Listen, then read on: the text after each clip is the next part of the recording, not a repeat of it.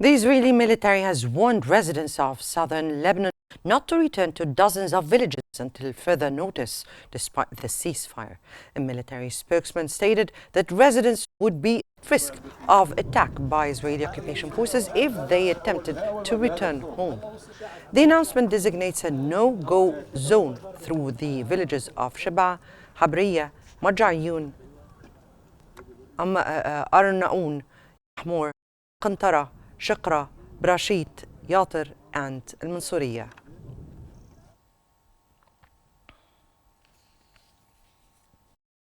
The historic of southern Lebanon city of Tyre has slowly returned to life following the ceasefire that was reached this week between Israel and Hezbollah. War between Israel and Hezbollah escalated 2 months ago, and an Israeli military siege prevented fishermen from sailing off the coast of southern Lebanon. Some fishermen said that the Lebanese army informed them that if they choose to sail, they would do so at their own risk.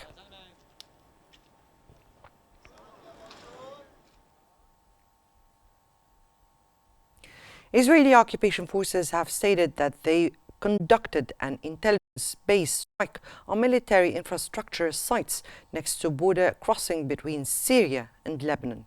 Just last Tuesday, Israel attacked Lebanon's 3 northern borders crossing with Syria for the first time, according to Lebanon's Transport Minister Ali Hamia. Tuesday's strike occurred after US President Joe Biden announced that a ceasefire between Hezbollah and Israel would take effect at 4 a.m. Wednesday.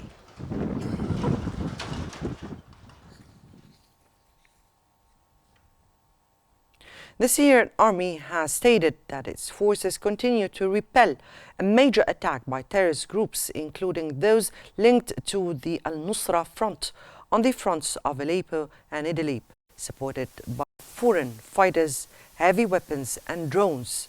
These groups launched a broad offensive from multiple directions. The statement added that the Syrian forces fought intense battles across over 100 kilometers, resulting in casualties, leading to a repositioning operation aimed at strengthening defense and preparing for a counter-attack.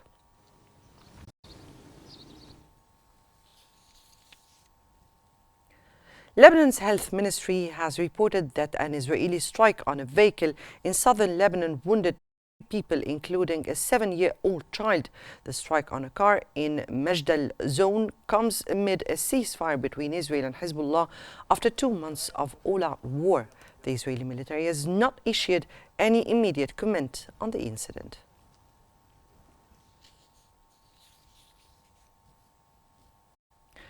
Residents and business owners in the Lebanese city of Nabatea have cleared debris and begun rebuilding their business as they return to the city. Intense Israeli airstrikes over the past 2 months have leveled entire neighborhoods in eastern and southern Lebanon, as well as the southern suburbs of Beirut. Nearly 1.2 million people have been displaced.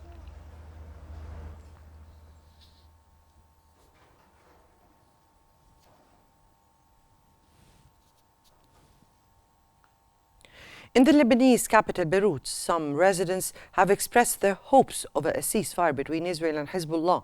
Under the ceasefire terms, Israeli occupation forces can remain in Lebanon for 60 days. Tens of thousands of Lebanese have begun to return home following the recent ceasefire.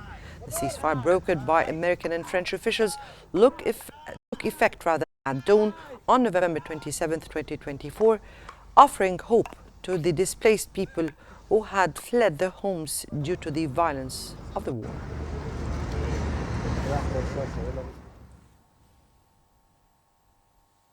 Residents of Baalbek in Lebanon's Beqa Valley have been seen assessing the full extent of the damage from multiple Israeli strikes before the ceasefire agreement took effect.